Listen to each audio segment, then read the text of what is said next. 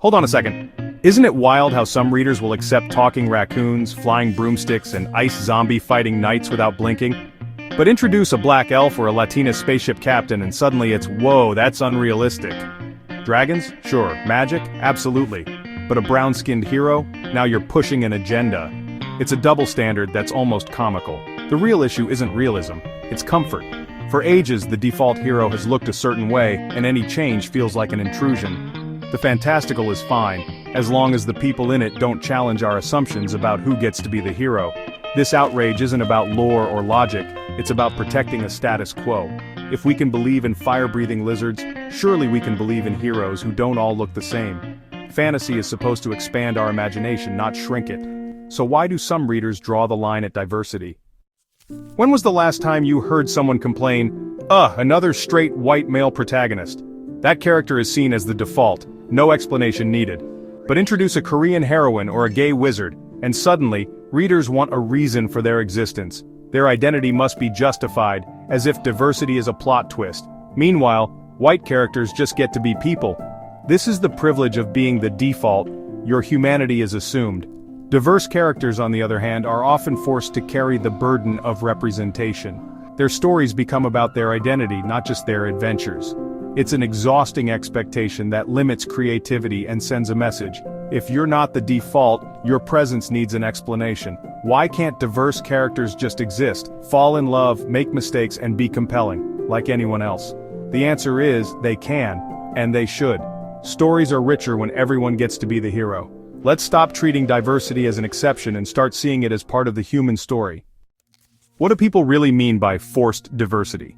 Usually it's either this character feels like a token or they're just badly written. But let's be real.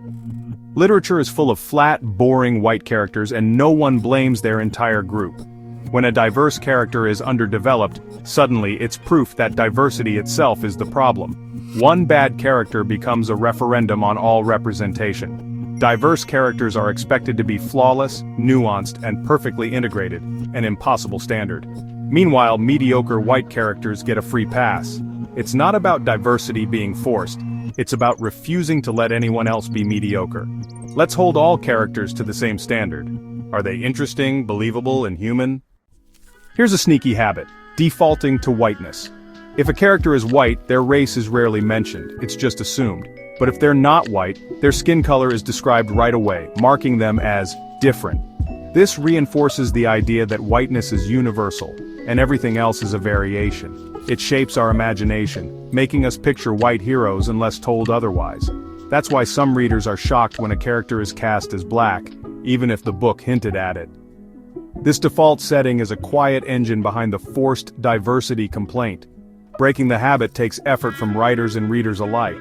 Writers should be mindful of how they describe characters. Readers should challenge their own assumptions.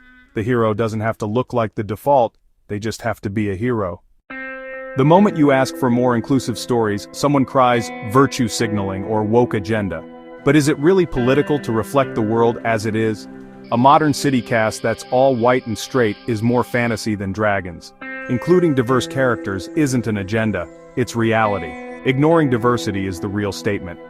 It erases people from their own world. The woke agenda accusation is often just fear of losing cultural dominance. For too long, one group's stories were treated as universal. Now, as more voices are heard, it feels like a loss to those used to being the focus. But equality isn't a pie. More slices don't mean less for you. More stories and perspectives enrich us all. The call for diversity comes from readers who want to see themselves as heroes, not sidekicks. Dismissing that as virtue signaling is missing the point and missing out. Nobody wants token characters. The problem isn't diversity, it's lazy writing. A token is a stereotype, not a person. The solution isn't fewer diverse characters, but better ones. Give them depth, agency, and real roles in the story. Add more diverse characters so no one has to represent everyone. When a world is full of complex, varied people, forced diversity stops making sense. Good representation isn't a checklist, it's good storytelling. We want stories that reflect real complexity, not just the same old archetypes. It's not about forcing an agenda, it's about challenging writers to do better. Still not convinced? Try this. Imagine every hero you ever read about looked nothing like you. When someone like you did appear, they were a sidekick or a joke, never the hero. Imagine searching for yourself in stories and finding only silence or stereotypes. It's not just about faces, it's about the message. You matter, your story is worth telling. For many, that validation is rare. Empathy is what connects us to stories, so let's extend it to everyone. The request for diversity is a request to share that feeling of belonging. It's not about taking anything away, it's about adding more. More heroes, more worlds, more perspectives. Great stories should be for everyone. A character doesn't need to be white or straight to be relatable, they just need to be human. The more kinds of humans we see in stories, the richer and more magical those stories become.